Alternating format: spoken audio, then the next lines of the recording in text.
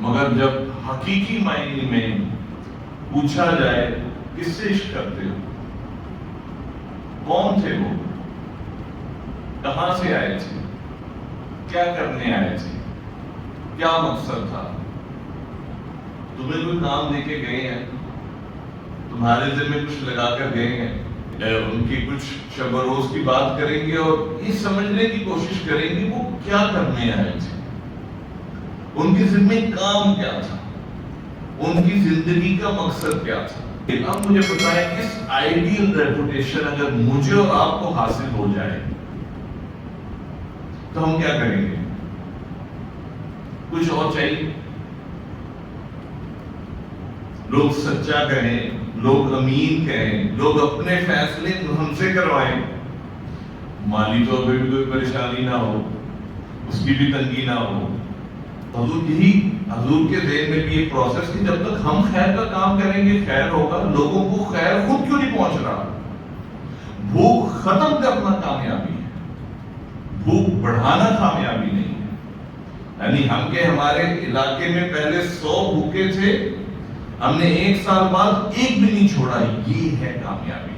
حضرت عمر فاروق کا دور یاد کریں، لوگ ہاتھ میں زکات لے کے جاتے تھے، لینے والا کوئی نہیں تھا، اسے کامیابی کہا گیا۔ مگر آج کامیابی کیا ہے؟ پہلی وحی نے ہمیں پہلا پیغام کیا دیا؟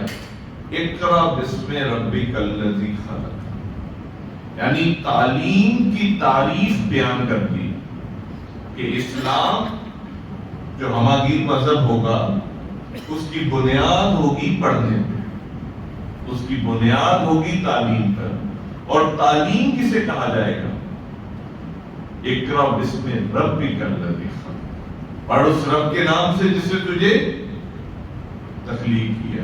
یعنی تعلیم اس کو کہا جائے گا، پڑھنا اس کو کہا جائے گا جہاں پر اللہ سبحانہ و تعالی بطور رب ہمارے سامنے متعارف۔ حضور خانہ کعبہ کے ساتھ ٹیک لگا کر بیٹھے ہیں، حضور کے پاس آ رہے ہیں اور حضور کو کہہ رہے ہیں حضور اللہ کی مدد کب آئے گی؟ یہ میری کمر دیکھیں، میری حالت دیکھیں، کب اللہ کی مدد؟ آپ نے تو کہا تھا اللہ کی مدد آئے گی، تو اللہ کی مدد تو نہیں آ رہی، کب آئے گی؟ اور حضور بہت غصے میں آتے ہیں، کھڑے ہو جاتے ہیں اور کہتے ہیں خدا کی قسم تم جلدی مچا رہے ہو۔ یہ جلدی کون مچا رہا ہے؟ یہ کہاں سے جذبہ صحابہ میں پیدا ہو گیا؟ دیکھیں کوئی مدرس ہو نا، درس و تدریس کرنے والے ہوں تو ہم سمجھتے ہیں کہ وہ درس و تدریس کرنے والے ان کا کام بیان کرنا ہے، دعوت دینا ہے، تو ان کا وہ فیلڈ کے آدمی نہیں ہوتے۔ تو صحابہ کی تو ساری ٹریننگ بظاہر دعوت و تبلیغ کی ہو رہی ہے، یہ میدان جنگ میں اترنے والے کیسے پیدا ہوئے؟ حضور ہمیں موسیٰ کی قوم کے ساتھ جو ہے وہ قیاس نہ کیجیے، آپ حکم دیں جدھر کہیں گے ہم جائیں گے۔ ہمارے اندر تو ایک ہی جذبہ ہے اور وہ جذبہ شہادت ہے۔ الحمدللہ الحمدللہ نحمده ونستعینه ونستغفره ونعوذ باللہ من شرور انفسنا ومن سیئات اعمالنا، من يهده الله فلا مضل له ومن يضلل فلا هادي له، واشهد ان لا اله الا الله وحده لا شريك له، واشهد ان سيدنا ومولانا محمدا عبده ورسوله، اما بعد فاعوذ بالله من الشيطان الرجيم، بسم الله الرحمن الرحيم، هو الذي أرسل رسوله بالهدى ودين الحق ليظهره على الدين كله ولو كره المشركون۔ صدق الله العظيم۔ رب اشرح لي صدري ويسر لي أمري واحلل عقدة من لساني يفقهوا قولي، رب زدني علما۔ اللهم صل وسلم على نبينا محمد، آمین یا رب العالمین۔ درود شریف پڑھ لیجیے۔ اللہم صل علی محمد۔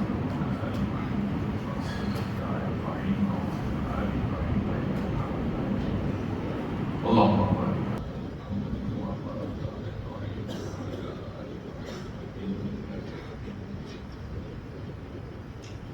الحمدللہ، اللہ کا شکر اور اس اس کا فضل کہ آج اس نے ہمیں ربیع الاول کی اس بابرکت شب میں صلی اللہ علیہ وسلم سے تعلق کا اظہار کرنے کے لیے، کچھ سننے سنانے کے لیے جو ہے یہاں پر جمع ہونے کی توفیق عطا فرمائی۔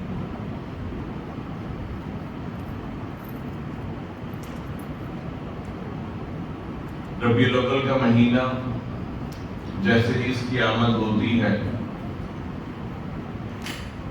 تمام امتی جو ہیں ان کے اندر ایک خاص نور، ایک خاص روحانیت، اس کا جذبہ اجاگر ہو جاتا ہے، اور ہم اپنے ارد گرد ماحول سے یہ ایکسپیکٹ کر رہے ہوتے ہیں کہ کچھ حضور کی تعظیم بیان ہوگی، کچھ حضور سے تعلق قائم کرنے کا جو ہے مواقع ملیں گے، اور اسی حوالے سے ہم محنت بھی کرتے ہیں۔ الحمدللہ آپ سب لوگ بھی یہاں پر جو موجود ہیں، کوئی خاص نسبت ہے، ایک خاص محبت ہے دل میں جو موجود ہے، جس کو مزید اجاگر کرنے کے لیے ہم یہاں پر اکٹھے ہوئے۔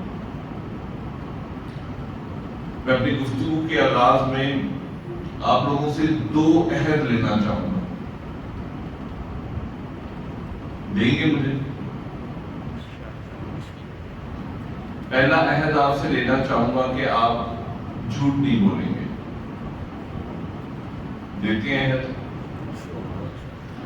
دوسرا عہد لینا چاہوں گا آپ سے کہ آپ اپنے آپ سے جھوٹ نہیں بولیں گے۔ ہم سب سے زیادہ جھوٹ اپنے آپ سے بولتے ہیں، خود کو جھوٹی تسلیاں دیتے ہیں، کبھی گھر والے شکایت کرتے ہیں، کبھی اور باہر کے لوگ شکایت کرتے ہیں ہمارے بارے میں، مگر ہم اپنے آپ کو تسلی دیتے ہیں، نہیں، کچھ بھی نہیں، سب ٹھیک ہے۔ تو اگر یہ 2 عہد آپ نے میرے ساتھ صحیح کر لی ہیں تو میں آپ سے پوچھنا چاہوں گا، یہاں پر کتنے عاشق رسول بیٹھے ہیں؟ آپ ہی میں کھڑے گواہ، میں آپ سے پوچھنا چاہوں گا، اپنے آپ کو جواب دیں، ہم میں سے کتنے عاشق رسول ہیں جو یہاں پر اس وقت اس محفل میں موجود ہیں؟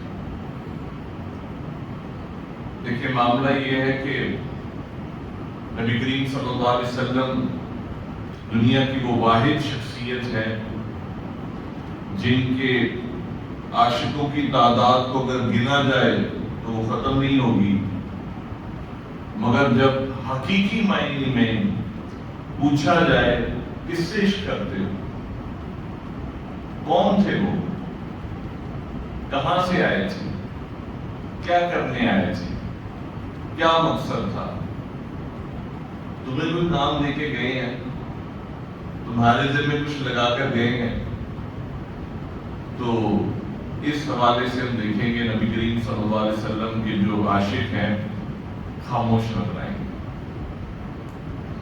معاملہ کیا ہے؟ جس طرح عنوان پہ بات ہوگی، سیرت النبی صلی اللہ علیہ وسلم کے حوالے سے بات ہم نے کرنی ہے۔ پہلے ہم یہ دیکھیں ہم حضور کو جانتے کتنا ہے۔ دیکھیں، کسی اجنبی شخص سے کبھی بھی عشق نہیں ہوتا۔ کبھی آپ نے کیے کسی اجنبی شخص سے عشق؟ ہاں جی، کسی اجنبی شخص سے کبھی آپ نے عشق کیا؟ دیکھیں، حضور کے ساتھ ہوتا ہے۔ ہمیں سے کتنے ہیں جنہوں نے سیرت النبی کی کوئی ایک کتاب پہلے صفحے سے شروع ہو کر آخری صفحے تک پڑھی ہے؟ الحمدللہ کچھ لوگ موجود ہوں گے، مگر سب نہیں ہوں گے۔ ہمارا ذخیرہ علم کیا ہے؟ ذخیرہ علم یہ ہے کہ ہم اسکول گئے، اسکول میں کچھ اسلامیات کی کتاب تھی، اس میں کچھ موضوعات تھے، اس میں سیرت کے حوالے سے بھی ایک موضوع ہوتا تھا، ہر دفعہ ہر کلاس میں ایک موضوع پڑھ لیے کرتے تھے۔ پھر اس کے بعد ربیع الاول کا مہینہ آ گیا، کسی ایسے پروگرام میں شامل ہو گئے، وہاں پر کچھ سیرت بیان ہو گئی۔ اخبار پڑھنے کا ہمارا اگر معمول ہے تو اخبار میں ربیع الاول کے مہینے میں سیرت کے کچھ مضامین آ گئے تو ہم نے ان کا مطالعہ کر لیا، ہم نے وہ پڑھ لیے۔ تو کیا ہے، یہ بٹس اینڈ پیسز میں انفارمیشن ہے جو ہمارے پاس حضور صلی اللہ علیہ وسلم کی موجود ہے، جس کو اکٹھا کر کے ہم خود ایک شکل اس کی دیتے ہیں، خود اس کی شکل دیتے ہیں۔ آپ دیکھیں نبی کریم صلی اللہ علیہ وسلم کیا حلیہ مبارک کہاں پہ درج ہے؟ وہ احادیث ہیں اس حوالے سے؟ بتائیں گے مجھے کہ ان احادیث کو ہم کیا کہتے ہیں؟ شمائل نبی صلی اللہ علیہ وسلم۔ جزاک اللہ۔ ہم میں سے کتنوں نے اس کا مطالعہ کیا؟ حضور کیسے تھے؟ حضور کا قد کتنا تھا؟ حضور کی رنگت کیسی تھی؟ آپ کا سینہ مبارک کتنا چوڑا تھا؟ آپ دکھنے میں کیسے تھے؟ آنکھیں کیسی تھی؟ پلکیں کیسی تھی؟ سب کچھ درج ہے، سب کچھ درج ہے۔ مگر عاشق رسول سے پوچھیں گے اس کو بتائیے نہ۔ دیکھیں آپ جس سے بھی عشق کرتے ہیں کوئی نہ کوئی تصویر تو ذہن میں بناتے ہیں نا ان کی۔ تو کیا تصویر ہے حضور کی جو ہم نے بنائی ہے، جو بغیر پڑھے بغیر سمجھے بنائی ہے؟ سوال ہے، ایک سوال ہے۔ تو آج کی ہم اس نشست میں کوشش کریں گے کچھ نبی کریم صلی اللہ علیہ وسلم کو جاننے کی کوشش کریں گے، ٹھیک ہے؟ کچھ جاننے کی کوشش کریں گے، وہ کون تھے، کیا تھے، کہاں سے، ان کی کچھ شب و روز کی بات کریں گے اور یہ سمجھنے کی کوشش کریں گے وہ کیا کرنے آئے تھے، ان کی ذمہ کام کیا تھا، ان کی زندگی کا مقصد کیا تھا۔ جیسے کہ آپ جانتے ہیں حضور صلی اللہ علیہ وسلم جو ہے وہ قریش کے قبیلہ بنو ہاشم سے آپ کا تعلق تھا، اور حضور فرماتے ہیں کہ میں 2 ذبیحوں کی اولاد ہوں۔ ایک ذبیحہ جو ہے وہ حضرت اسماعیل علیہ السلام ہے، جن حضرت ابراہیم علیہ السلام نے جو ہے اللہ کے حکم پر ذبح کرنا ہوا تو آسمان سے جو ہے وہ ملنا گیا، اور دوسرے ان کے والد تھے عبداللہ۔ ان کے والد جو ہے انہوں نے منت مانگی تھی اور وہ انہیں لے کر جا رہے تھے ذبح کرنے کے لیے، اور پھر وہاں پر ایک معاملہ ہوا جس پہ ایک کاہنہ کے پاس انہیں بھیجا گیا اور وہاں پہ کفال نکالا گیا، اور اس کی وجہ سے عبداللہ بچ گئے، اور 100 اونٹ جو ہے ان کی جگہ جو ہے وہ جو ہے ان کو ذبح کر دیا گیا۔ حضور فرماتے ہیں کیونکہ اگر والد زندہ رہتے تو تبھی میں نے بھی دنیا میں آنا تھا، تو میں 2 ذبیحوں کی اولاد ہوں، حضرت اسماعیل کی نسل سے ہے اور پھر عبداللہ کے جو ہے حضرت عبداللہ ان کے ساتھ بھی یہ معاملہ ہوا۔ حضور ایک ایسے معاشرے میں جنم لیتے ہیں جہاں پر بظاہر وہ دین ابراہیمی پر ہے، مگر حضرت ابراہیم علیہ السلام کے دین کے ساتھ ان کا کوئی تعلق نہیں، صرف خانہ کعبہ کے اندر ہی 360 بت موجود ہیں، ہر قبیلے کا اپنا بت ہے۔ حج ہوتا ہے مگر حج کیا ہے؟ وہ ان بتوں کے گرد جو ہے وہ حج جو ہے وہ گھوم رہا ہے۔ برہنہ طواف کو اعلیٰ طواف جو ہے وہ کہا جا رہا ہے۔ کسی شخص کے پاس اگر احرام کے کپڑے مدینہ مکہ سے لینے کے پیسے موجود نہیں ہیں تو وہ کیا کرے گا؟ وہ بغیر لباس کے جو ہے وہاں پر طواف کرے گا۔ پستی کا حالت یہ ہے کہ بیٹیوں کو زندہ درگور کر دیا جاتا ہے۔ گھر میں بیٹی کی ولادت ہو جائے تو وہ ایک ماتم اور ایک افسوس کا سما جو ہے وہ پایا جاتا ہے۔ اس معاشرے میں حضور صلی اللہ علیہ وسلم جو ہے آپ کی ولادت ہوتی ہے، اور ولادت کے آغاز میں ہی آپ کے والد محترم جو ہیں وہ دنیا میں موجود نہیں ہیں۔ چند سالوں بعد والدہ بھی ساتھ چھوڑ جاتی ہیں، پھر دادا کی کفالت میں آتے ہیں، پھر دادا بھی ساتھ چھوڑ جاتے ہیں، اور پھر اپنے چچا ابو طالب کی کفالت میں آ جاتے ہیں۔ اب حضور ابو طالب کی کفالت میں ہی جو ہے زندگی گزار رہے ہیں، اور گزار کر شب و روز، اور وہ کوئی اتنے مالدار نہیں تھے، البتہ بنو ہاشم کے سردار تھے۔ حضور ایک ایسے خاندان سے تعلق رکھتے تھے کہ جو بظاہر تو سردار تھے مگر مالدار نہیں تھے۔ اب مالدار کیوں نہیں تھے؟ ان کا معمول یہ تھا کہ وہاں پر جو کچھ بھی اللہ کی طرف سے انہیں ملتا تھا، میسر آتا تھا، تو وہ لوگوں پر خرچ کر دیا کرتے تھے۔ حج پہ خرچ کرنا، لوگوں کو کھلانا، لوگوں کی تعظیم کرنا اس خاندان کا پرانا شیوا تھا۔ جو بنو ہاشم، ہاشم کے نام سے ہے، اور ہاشم کا مطلب ہے چور چور کرنا، یعنی کیا انہوں نے اپنے دور میں پہلی دفعہ قحط کا دور تھا، انہوں نے سالن اور روٹی بنا کر روٹی کو توڑ توڑ کر جو ہے وہ سالن میں ڈالا اور پھر جو ہے لوگوں کو اس کو کھلایا، جس سے ان کا نام ہاشم بن گیا۔ تو یہ ان کے خاندان کے لیے سخی ہونا، لوگوں کو کھلانا، لوگوں کی خدمت کرنا حضور کے خون میں موجود تھا۔ حضور جوانی کو پہنچے تو آپ نے ایک چیریٹیبل آرگنائزیشن تھی جو مکہ میں موجود تھی، جسے حلف الفضول کہا جاتا ہے، آپ اس میں شامل ہو گئے۔ دیکھیں ہم میں سے کوئی بھی شریف آدمی ہوگا تو وہ کیا چاہے گا کہ یار کوئی ایسے نیکی کا کام، خیر کا کام، اس پہ اپنا حصہ ضرور ڈالیں۔ یہی جذبہ حضور کے ہاں بھی اندر موجود تھا۔ آپ نے ایک ایسی حلف الفضول، ایک ایسی آرگنائزیشن میں کہ آپ ممبر بن گئے جن کا کام تھا بیماروں کو کی بیمار پرسی کرنا، غریبوں کی مدد کرنا، یتیم بچوں پر دست شفقت رکھنا، کہیں ظلم ہو رہا ہے ظلم کے خلاف آواز اٹھانا۔ یہی آپ کی جوانی کا سلسلہ شروع ہوتا ہے۔ بظاہر غربت ہے، حضرت خدیجہ رضی اللہ عنہا آپ کی زندگی میں آتی ہیں اور وہ آپ کو سب سے پہلے ایک تجارتی قافلے کے ساتھ بھیجتی ہیں، اپنے واپس آتے ہیں، غیر معمولی معاوضہ ہوتا ہے اور وہ فائدہ ہوتا ہے، جس کے نتیجے میں حضرت خدیجہ آپ کو نکاح کی دعوت دے دیتی ہیں، نکاح کا پیغام بھجواتے ہیں، آپ کا نکاح ہو جاتا ہے۔ اب نکاح ہونے کے ساتھ ہی جو پہلا اب ہوا کیا کہ حضور صلی اللہ علیہ وسلم، حضرت خدیجہ مالدار خاتون تھی، تجارت کرتی تھی۔ اب حضور جو ہے، اب اس معاشرے میں حضور کا معمول کیا تھا؟ آپ کو صادق اور امین کہا جاتا تھا۔ آپ کی جو ریپوٹیشن تھی وہ کیا تھی؟ وہ صادق اور امین کی۔ کہ خانہ کعبہ کی تعمیر کا معاملہ آیا تو وہاں پر تعمیر ہو گئی۔ تعمیر کے بعد اب حجر اسود کو نصب کرنے کا موقع آیا تو ایک جھگڑا پیدا ہوا۔ عربوں میں سب سے بڑا جو مسئلہ رہتا تھا اس دور میں وہ شرف کا تھا کہ ہر نیک کام کرنے کا شرف ہم نے حاصل کرنا ہے۔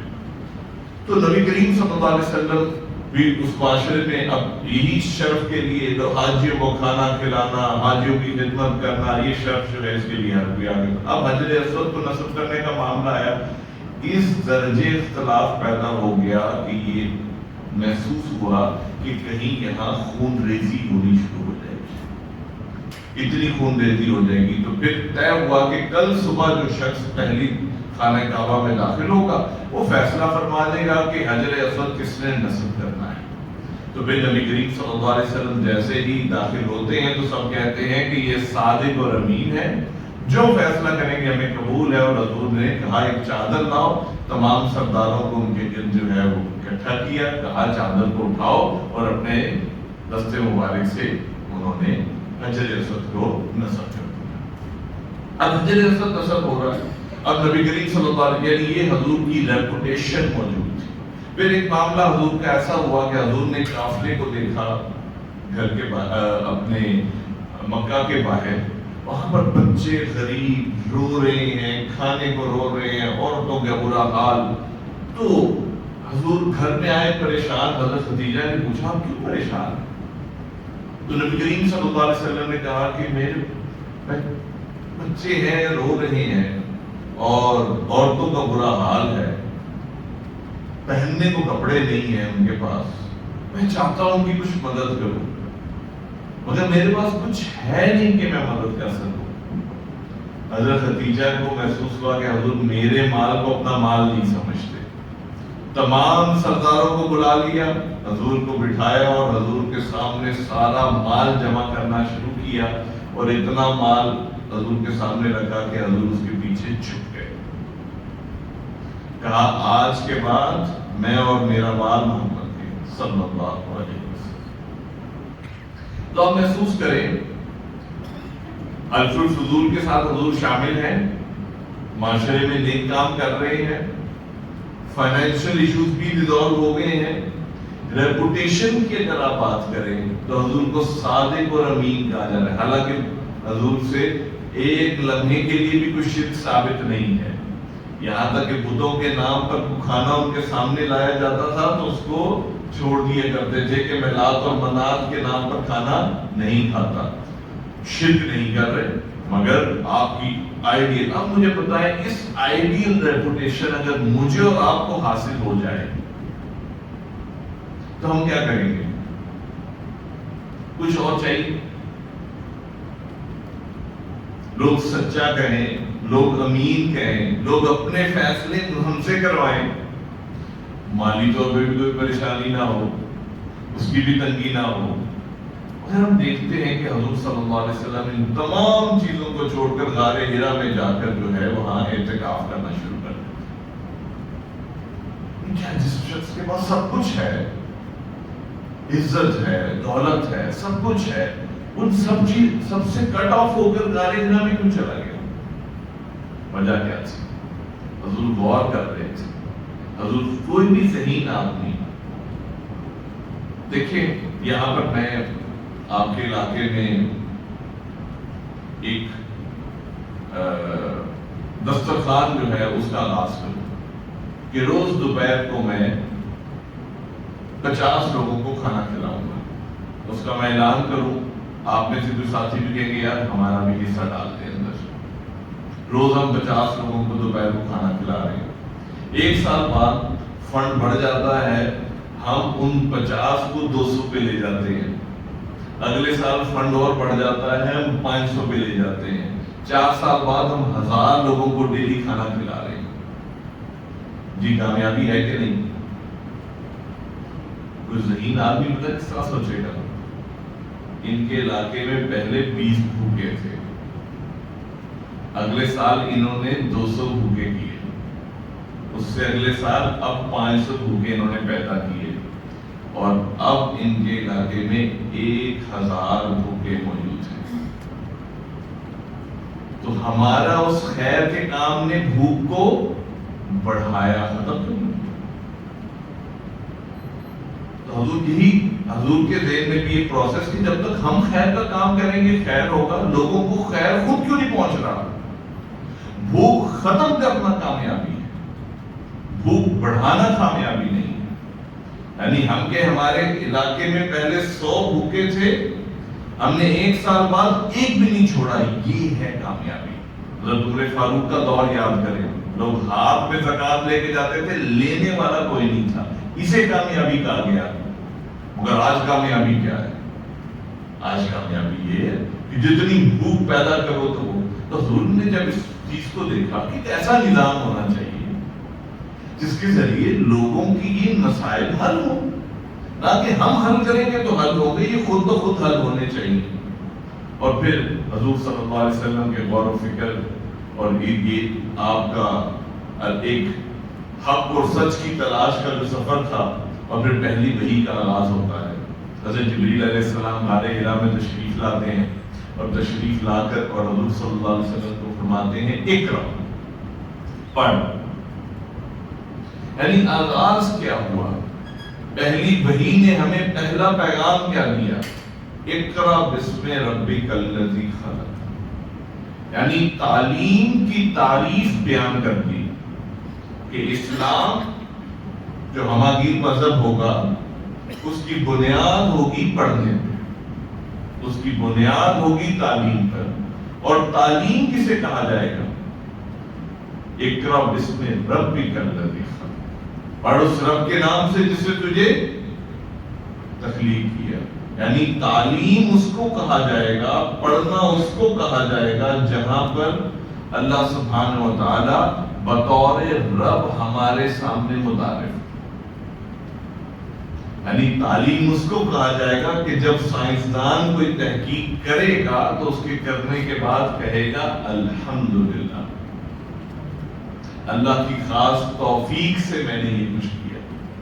تو تعلیم کا نتیجہ رب کی شکر گزاری ہونا چاہیے۔ تو اسی سے آغاز ہوتا ہے وحی کا۔ اور ہم دیکھتے ہیں نبی کریم صلی اللہ علیہ وسلم نے دعوت کا آغاز کیا مکہ سے، پہلے 3 سال چھپ کے دعوت دی، اور اگلے 3 اس کے بعد جو ہے کھل کے دعوت کا آغاز ہوا۔ قریش کے بڑے بڑے سردار حضور کے در پر آ گئے، پہلے کچھ گیو اینڈ ٹیک کے نتیجے میں چاہا کہ کچھ بات بنے، جب بات نہیں بنی تو ظلم و ستم کے پہاڑ جو ہیں وہ توڑ دیے گئے۔ اور ہم دیکھتے ہیں حضور نے صحابہ کو حکم دیا کفو ایدیکم، اپنے ہاتھوں کو روکے رکھو۔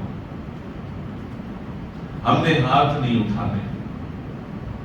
ہم دیکھتے ہیں عجیب سا معاملہ ہے کہ مکہ گزر جاتا ہے, ہاتھ نہیں کسی پہ اٹھایا جا رہا, مارے کھائے جا رہے. حضرت خباب بن ارت رضی اللہ عنہ کو انگاروں پر لٹایا جاتا ہے. ان کی جسم کی چربی پگھلتی ہے تو انگارے پوچھتے ہیں. حضور خانہ کعبہ کے ساتھ ٹیک لگا کر بیٹھے ہیں, حضور کے پاس آ رہے ہیں اور حضور کو کہہ رہے ہیں حضور اللہ کی مدد کب آئے گی؟ یہ میری کمر دیکھی, میری حالت دیکھی, کب اللہ کی مدد؟ آپ نے تو کہا تھا اللہ کی مدد آئے گی, تو اللہ کی مدد تو نہیں آ رہی, کب آئے گی؟ اور حضور بہت غصے میں آتے ہیں, کھڑے ہو جاتے ہیں اور کہتے ہیں خدا کی قسم تم جلدی مچا رہے ہو. یہ جلدی کون مچا رہا ہے؟ جنہیں انگاروں پر لٹایا گیا ہے. تم جلدی مچا رہے ہو. تم سے پہلے ایسی بھی قومیں آئیں جنہیں زمین میں زندہ دگور کر دیا گیا, ان کو آروں سے چیر دیا گیا, ان کے لوہے کی کنگھیوں سے ان کی کھالیں اتار دی گئیں. اللہ کی مدد ضرور آئے گی. یہی مکی دور گزر رہا ہے, یہاں تک کہ نبی کریم صلی اللہ علیہ وسلم طائف دعوت لے کر جاتے ہیں. طائف لے کر, اور وہاں کے اوباش لوگوں نے حضور کے ساتھ کیا کیا؟ میں نے ایک کھڑکی کھلتی ہے مدینہ کی, آپ مدینہ تشریف لے جاتے ہیں, اور مدینہ جا کر ہم ٹوٹل سینیریو اور دیکھتے ہیں. ہم کیا دیکھتے ہیں کہ 6 ماہ میں حضور ایک انٹرنل پیس کرتے ہیں مکہ کا, مدینہ کا. یہودی قبائل کے ساتھ معاہدے کرتے ہیں, اوس اور خزرج کے درمیان مواخات کرتے ہیں, اور 6 مہینے بعد مہمات نکالنی شروع کر دیتے ہیں مکہ کے جو قافلے گزر رہے ہیں وہاں سے.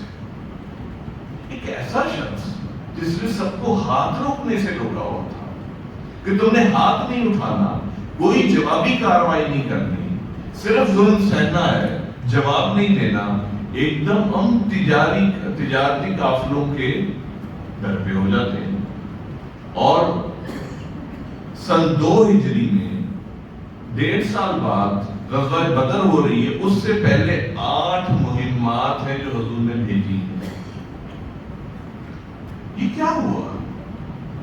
اتنا امن پسند شخص جس کا فوکس صرف دعوت پر تھا, جس کا فوکس صرف تبلیغ پر تھا, ایک دم مدنی دور آتا ہے, اور مدنی دور میں نبی کریم صلی اللہ علیہ وسلم کے اندر یہ سپہ سالارانہ صلاحیتیں, اور ہر مہم میں, ہر دوسری مہم میں آپ خود تشریف لے کر جا رہے ہیں.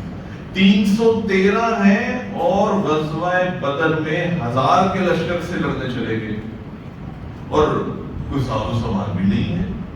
یہ کہاں سے جذبہ صحابہ میں پیدا ہو گیا؟ دیکھیے کوئی مدرس ہو نا, درس و تدریس کرنے والے ہوں, تو ہم سمجھتے ہیں کہ وہ درس و تدریس کرنے والے, ان کا کام بیان کرنا ہے, دعوت دینا ہے, تو ان کا وہ فیلڈ کے آدمی نہیں ہوتے.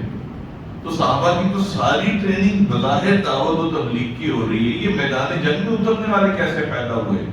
اور غزوہ بدر میں جب حضور سے پوچھا گیا, حضور نے جو صحابہ سے پوچھا کہ 2 قافلے ہیں, ایک ابو سفیان کا قافلہ ہے جس میں صرف 40 لوگ ہیں, ہمیں بشارت دی گئی ہے جاؤ اس کی طرف تو فتح تمہاری ہوگی. دوسری طرف 300,000 کا لشکر ہے, 3 کانٹوں سے لیس, جاؤ اس کی طرف, وہاں بھی فتح تمہیں ہوگی. کس کی طرف جائیں؟ وہاں پر بہت سا مال بھی موجود تھا, 40 لوگ جو ابو سفیان کے تھے. صحابہ نے کیا کہا, حضور ہمیں موسیٰ کی قوم کے ساتھ جو ہے وہ قیاس نہ کیجیے, آپ حکم دیں جدھر کہیں گے ہم جائیں گے. ہمارے اندر تو ایک ہی جذبہ ہے, اور وہ جذبہ شہادت ہے. آپ جدھر کہیں گے ادھر ہم جان دینے کو تیار ہیں, اور 1000 کے لشکر سے جا کے لڑ پڑے. اب سوال یہ پیدا ہوتا ہے, ذہن میں کوئی کریٹیکل تھنکنگ والا شخص ہوگا تو سوچے گا یہ 2 کردار, یہ 2 انداز, اور پھر حضور یہاں رکتے نہیں ہیں. پورا مکی مدنی دور آپ کوئی سیرت کی کتاب نکالیں اور اس میں جتنی مہمات ہوئی انہیں گننا شروع کر دیں, منیمم مہمات بھی آپ کو کسی کتاب میں ملیں گی تو وہ 70 سے 80 کے درمیان ملیں گی. 11 سال کے قلیل عرصے میں نبی کریم صلی اللہ علیہ وسلم نے 70 سے 80 مہمات، اور رحیق المختوم نکالیں گے 86 مہمات آپ کو ملیں گی، 86 مہمات بھیجی ہیں، 86 مہمات، کوئی مہینہ فارغ نہیں ہے، کوئی مہم جا رہی ہے، کوئی آ رہی ہے، اور جن میں سے 50 کے قریب میں خود حضور شامل ہیں۔ آپ کی عمر کتنی ہے جب آپ ہجرت کر رہے ہیں؟ ہاں جی، کسی کو یاد ہے؟ 53 سال، 53 ایئرز۔ آپ کا جب وصال ہو رہا ہے تو تب آپ کی عمر 63 تھی، تو 53 سال کی عمر میں، 52-53 سال کی عمر میں آپ ہجرت کر رہے ہیں، اور یہ ساری مہمات اس ایج میں ہو رہی ہیں، ٹھیک ہے؟ حضور کی ایج بھی آپ دیکھ لیں، اور اتنے مہمات، وہ کون سا مقصد تھا جس کے لیے حضور صلی اللہ علیہ وسلم یہ سب کچھ کر رہے تھے؟ میں نے سورہ صف کی آیت مبارکہ آپ کے سامنے تلاوت کی۔ وَالَّذِي أَرْسَلَ رَسُولَهُ بِالْهُدَى وَدِينِ الْحَقِّ لِيُظْهِرَهُ عَلَى الدِّينِ كُلِّهِ۔ وہی اللہ جس نے بھیجا نبی کریم صلی اللہ علیہ وسلم کو الہدا یعنی قرآن مجید اور دین حق یعنی شریعت دے کر بھیجا، لِيُظْهِرَهُ عَلَى الدِّينِ كُلِّهِ، تاکہ ان دونوں کے ساتھ آپ دنیا کے تمام ادیان پر اس دین کو غالب کریں۔ وَلَوْ كَرِهَ الْمُشْرِكُونَ، اور مشرکوں کو خواہ کتنا ہی برا لگے۔ یہ تھا حضور کا مقصد۔ آپ کا مقصد کیا تھا؟ دین کو غالب کرنا، یعنی اسلام، دنیا میں بہت سے نظام اس وقت موجود تھے، بادشاہی نظام سب سے عام تھا، ٹھیک ہے؟ بہت، یہ تو آج یہ جمہوریت آ گئی ہے سب کچھ، اس وقت تو بادشاہت تھی، ہر جگہ سلطنت روما ایک طرف ہے، سلطنت فارس ایک طرف موجود ہے، ٹھیک ہے؟ اب بڑی بڑی امپائر اس وقت موجود ہیں۔ اب دنیا کے بڑے بڑے نظام، دنیا میں مذاہب یہودی بھی موجود ہیں، عیسائی بھی موجود ہیں، خود دین ابراہیمی پر مشرکین مکہ جو اپنے آپ کو کہہ رہے ہیں۔ اب اسلام کیوں آیا؟ سب سے پہلے دنیا کے جتنے فلسفے ہیں، دنیا کا جتنا علم ہے، دنیا میں انسان نے جتنا غور و فکر کیا ہے، آج اس کی چوٹی کی کتاب الہدا ہم نے دے دی، آؤ اس کے ساتھ جو ہے آزماؤ، اور ہم چیلنج کرتے ہیں جو آج بھی موجود ہے، اس جیسی ایک صورت لے آؤ، ایک صورت لے آؤ۔ بہت صحیح لوگ، ارسطو آ چکا، سقراط آ چکا، بڑے بڑے فلسفی آ چکے، سب آ کے اپنی تحقیق کر چکے، سب موجود ہو، آؤ یہ الہدا ہی ہے، ایک صورت اس جیسی لے آؤ۔ آج تک نہیں کوئی لا سکتا۔ پھر اس کے بعد دنیا کے بڑے بڑے نظام موجود ہیں، بڑی بڑی امپائر جو ہیں وہ چل رہی ہیں۔ اب دین اسلام دے دیا گیا، شریعت دے دی گئی کہ اب یہ ہے نظام، اس کے مقابلے کا نظام لے کر آؤ، اور حضور کے ذمہ میں کیا تھا کہ اب اس نظام کو قائم کرو۔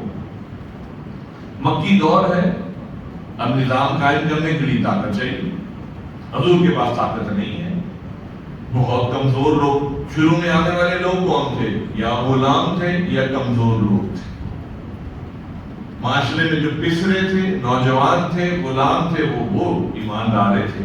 اور مکہ میں ہجرت جب ہوئی ہے تو مسلمانوں کی کل تعداد کتنی تھی مکہ میں؟ تقریباً 70-80، بہت کر لیں 100، اس سے زیادہ نہیں تھے۔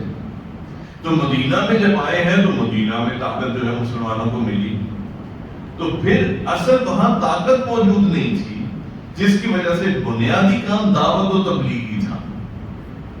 جیسے ہی ہم نے دیکھا کہ طاقت ملی، اور حضور کا تو پہلے دن کا مقصد کیا ہے؟ دین کا غلبہ، تو ہم نے دیکھا کہ اللہ کے نبی صلی اللہ علیہ وسلم نے پھر میدان میں بھی اترے، میدان میں بھی اتر رہے ہیں، اور میدان میں اتر کے پھر خون بہا رہے ہیں، وہ خون بہہ بھی رہے ہیں۔ ایک شفٹ آیا، ایک شفٹ آیا، اور پھر ہم دیکھتے ہیں یہ بات رکتی نہیں ہے۔ وہ جو 13 سال کی مکے کی دعوت ہے، اس 13 سال کی مکے کی دعوت میں ابھی بات ہے میکسیمم 100 لوگ ایمان لائے ہیں جو مکہ میں موجود ہیں، مگر دیکھیں جب یہ شفٹ آتا ہے، دین کو غالب کرنے کی محنت آگے بڑھتی ہے تو ہوتا کیا ہے؟ 313 ہے بدر میں، 1 سال بعد غزوہ احد ہوتی ہے، 1000 کا لشکر جا رہا ہے، اس کے بعد 2 سال بعد غزوہ احزاب ہو رہی ہے، غزوہ خندق جسے آپ کہتے ہیں، 3000 کا لشکر ہے مسلمانوں کا۔ سن 5 ہجری کے 5 سالوں میں 3000 جنگجو تیار ہو گئے۔ اس کے بعد آگے چلے، پھر ہم مزید تھوڑا سا آگے جا رہے ہیں، نبی کریم صلی اللہ علیہ وسلم پھر جا رہے ہیں جہاں پہ عمرہ کرنے کے لیے۔ اگر آپ عمرہ کرنے کے لیے جا رہے ہیں، کتنے افراد آپ کے ساتھ جا رہے ہیں؟ 1400 افراد آپ کے ساتھ عمرہ کرنے کے لیے جا رہے ہیں، ٹھیک ہے، کوئی جنگ نہیں لڑنی۔ مگر اس کے بعد آگے ہم نکلتے ہیں تو پھر ہم دیکھتے ہیں حضور صلی اللہ علیہ وسلم سن 9 ہجری میں فتح مکہ کے لیے جاتے ہیں۔ کتنے افراد ہیں آپ کے ساتھ؟ 10,000 کا لشکر حضور کے ساتھ آگے۔ کدھر سے آ گیا؟ 9 سالوں میں 10,000 کا لشکر۔ جنگجوؤں کی بات ہو رہی ہے، بچوں کی بات نہیں ہو رہی، عورتوں کی بات نہیں ہو رہی۔ پہلے بچے عورتیں ملا کے ہم 100 بول رہے ہیں۔ دین غالب ہو رہا ہے، دین نافذ ہو رہا ہے۔ حضور کی وہ محنت مکہ کی جو ہے وہ رنگ لا رہی ہے، اور یہاں پر دین کو ایز اے نظام کے طور پہ جب دنیا لے رہی ہے تو ارد گرد کے قبائل جوگ در جوگ آ رہے ہیں، شامل ہو رہے ہیں۔ وہ کہہ رہے ہیں ہمیں یہ چاہیے۔ آج آپ دیکھیں کینیڈا، اسکینڈینیوین کنٹریز میں کفالت کا نظام موجود ہے کہ نہیں؟ آپ کے رشتہ دار ہوں گے تو آپ نے سنا ہوگا۔ کبھی آپ نے دیکھا کینیڈین ایمبیسی والے آئے ہوئے ہماری گلی محلوں میں پھر رہے ہیں اور یہاں پر آ کر کہہ رہے ہیں کہ جی آپ ہمارے سے جو ہم نیشنلٹی لے لیں کینیڈا کی۔ مگر ہم جب ان کی ایمبیسیوں میں جاتے ہیں لائنیں لگی ہوتی ہیں، دعوت تو کسی کو بھی نہیں دیتے، اتنے لوگ لائن میں کیوں لگے ہوئے؟ تو کیا ہے، نظام کی جو برکات ہوتی ہیں وہ خود بخود لوگوں کے کانوں تک پہنچ جاتی ہیں، اور جو لوگ خود اس سے خیر لینے کے لیے صرف یہ 2-4 برکات ان ممالک میں موجود ہیں، لوگ لائنوں میں لگ کر جو ہے ان کے پیچھے بھاگ رہے ہیں۔ تو یہی ہوا، حضور جب نظام قائم کیا تو کیا ہوا، اب یہ خبر پھیلی اور قبائل کے قبائل آ گئے۔ سردار اعلان کر رہا ہے پورے کا پورا قبیلہ ایک دن میں مسلمان ہو رہا ہے۔ 10,000 کا لشکر لے کر آپ مکہ چلے گئے، اور پھر اگلی بات میں جب غزوہ تبوک ہو رہی ہے، کون سے سن میں ہو رہی ہے؟ 1 سال بعد غزوہ تبوک ہو رہی ہے۔ کتنا لشکر لے کے گئے ہیں حضور؟ 30,000 کا لشکر۔ 1 سال میں 3 گنا لشکر بڑھ گیا۔ یہ کیا تھا؟ یہ کیوں تھا؟ اور حضور کو کیا ضرورت تھی ان سب چیزوں کی؟ وجہ کیا تھی؟ اور اس کے بعد یہ کام رک جانا چاہیے تھا نا۔ حضرت عمر فاروق کو کیا شہرت محبوب تھی کہ ہم یورپ تک پہنچ گئے اسلامی حکومت لے کر؟ یہ وہ نبی کریم صلی اللہ علیہ وسلم کا ادھورا مشن تھا۔ جب خطبہ حجۃ الوداع ہوا تو حضور صلی اللہ علیہ وسلم نے سب سے پہلے کتنا بڑا مجمع دی؟ 1,24,000 کا مجمع۔ اب آپ سوچیں، آج سے 10 سال پہلے 100 بندے وہاں چھپے ہوئے تھے، آج سے 10 سال بعد 1,24,000 کا مجمع جو ہے وہاں پر موجود ہے۔ اور حضور صلی اللہ علیہ وسلم نے وہاں سب سے کیا پوچھا؟ کیا میں نے تم تک تمہارا دین پہنچا دیا؟ یاد رکھیں، یہ دین زبانی نہیں پہنچا تھا، یہ دین نافذ ہو چکا تھا۔ دیکھیں باتیں کرنا، میں کو گھروں میں پردہ نافذ کریں، یہ کہنا آسان ہے، کرنا بڑا مشکل ہے۔ ایک ہے پردہ نافذ کریں جیسا میرے گھر میں ہے، چاہے پریکٹیکل شکل۔ آج لوگ دین پر عمل کرنا چاہتے ہیں مگر انہیں پریکٹیکل شکل کہیں نہیں ملتی۔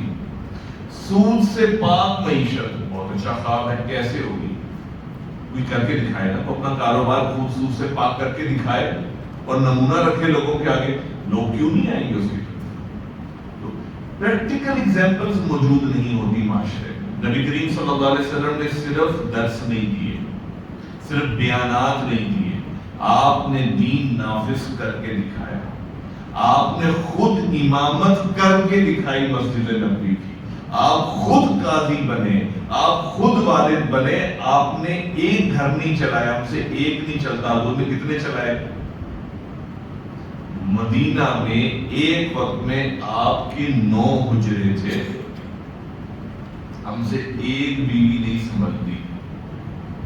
پورا دن اس کو راضی کرنے کے پیچھے لگے رہتے ہیں، پھر بھی وہ رسی رہتی ہے. ٹھیک ہے، نبی کریم صلی اللہ علیہ وسلم نے. اور ہم اکثر کہتے ہیں یار یہ گھر کی ٹینشنوں نے مار دی ہے، تو کام ہی نہیں کر سکتے.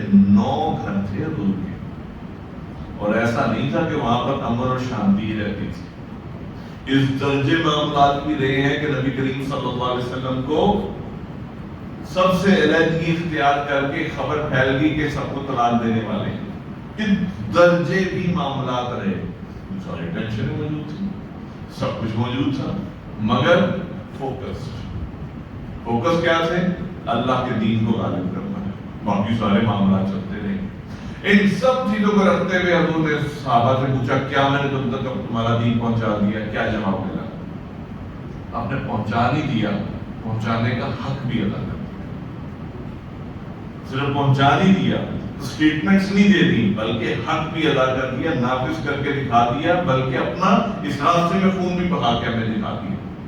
اور پھر کہا اللہم اشہد، اللہم اشہد، یا اللہ گواہ رہے کہ یہ گواہی دے رہے. اور کہا فَلْيُبَلِّغِ الشَّاهِدُ الْغَائِبَ. اب میں جہاں تک کر سکتا تھا میں نے وہ کر دیا، اب پہنچاؤ اس دین کو ان لوگوں تک جو یہاں موجود نہیں. اب تمہارے سے. اور 1,24,000 کی ذمہ داری لگا گئی. یہ سمبولک تھی، جو موجود تھے سامنے تمام امتیوں کی ذمہ داری لگا گئی کہ اب اس مشن کو، اس مقصد کو لے کر آگے چلو. وہ دعوت و تبلیغ کا مقصد، وہ دین کا نفاذ، دین کے قیام کا مقصد، اس کو لے کر آگے چلو. اب یہ ڈائریکشن دے کے امت کو. اب امت جب تک اس ڈائریکشن پہ خلفائے راشدین کے دور میں چلتی رہی تو ہمارا بول بالا تھا. اسپین کی یونیورسٹیز میں لوگ ہم سے پڑھنے آتے تھے، لوگ ہم سے پوچھتے تھے کہ دنیا کیسے چلنی ہے. لوگ ہمیں سب سے ایڈوانس ممالک، آپ کو پتہ ہے یورپ میں تو وہ دور جو تھا خلفائے راشدین، اسے ڈارک ایجز کہا جاتا تھا. وہاں تو سائنس کی کتاب گھر میں رکھنے کی اجازت نہیں تھی، کیونکہ سائنس تھوڑی سی پڑھتے تھے بائبل سے اختلاف ہو جاتا تھا. اور وہ مسلمانوں کو دیکھتے تھے جب صلیبی جنگیں ہوتی تھی، آگے دیکھتے تھے کیا علم، سیکھنا، سکھانا، پڑھنا، تحقیق. ابھی آیات جو پڑھیں گی ان فی خلق السماوات والارض واختلاف اللیل والنہار لآیات لأولی الالباب. ان کا تو قرآن کہہ رہا ہے کہ غور و فکر کرو، اندھے بہروں کی طرح نہ زندگی گزارو، زمین و آسمان کو دیکھو، غور کرو. یہ تو قرآن ان کا کہتا ہے. تو مسلمانوں کا تو انداز ہی کچھ اور تھا، سوچ ہی کچھ اور تھی، اور دین غالب تھا. مگر جب یہ مقصد نکل گیا، جب ہماری زندگی کا مقصد ایک ہی رہ گیا، وہ دنیا کمانا ہے، جب ہمارے آئیڈیلز کچھ اور بن گئے، جب ہماری زندگی کے مقصد کچھ اور بن گئے، آج ہم دنیا میں سب سے پست قوم بن گئے.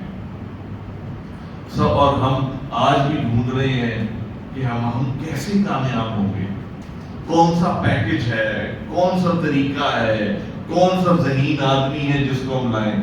آپ محسوس کریں گے کہ پاکستان میں مسلمانوں کے لیے کوئی بڑے سے بڑا پیکج آ جائے، بڑے سے بڑا ذہین آدمی یہاں کے فلاپ ہو جاتا ہے. کیوں ہو جاتا ہے؟ کہ امت کی ذمہ داری کسی اور شے کی. حضور ذمہ داری ہماری کچھ اور لگا کر کے، ذمہ داری کیا لگا کے گئے؟ پہنچاؤ اس دین کو ان لوگوں تک جو یہاں موجود نہیں. یہ ہماری ذمہ داری تھی. اس کام میں جب تک ہم رہے، ہم نے دنیا میں عروج پایا. ہم جب اس کام کو بھول بیٹھے، پھر ہمارے اندر ہر بیماری، ہر چیز ہمارے اندر بیٹھے. اب ہم کہتے ہیں ہر جگہ پھنسی پھوڑے نکلے ہوئے ہیں، ہر پھنسی پھوڑے کا علاج کرنے کی ہم کوشش کر رہے ہیں، مگر کوئی کہتا ہے ایک اینٹی بایوٹک کھا لو سارے پھنسی پھوڑے ختم ہو جائیں گے. وہ کیا ہے؟ اسلام کو اپنی زندگی پہ لاؤ، لوگوں تک پہنچاؤ، اس کو نافذ کرو. تمام مسائل کا حل یہ ہے، مگر ہم وہ مسائل بھول گئے. اور بنیادی وجہ کیا ہوئی؟ بنیادی وجہ یہ ہوئی کہ نبی کریم صلی اللہ علیہ وسلم سے ہمارا تعلق ایک نعرے کی حد تک رہا. ہم نے حضور کی زندگی پہ تحقیق کرنی چھوڑ دی، ہم نے حضور کی زندگی کو پڑھنا چھوڑ دیا.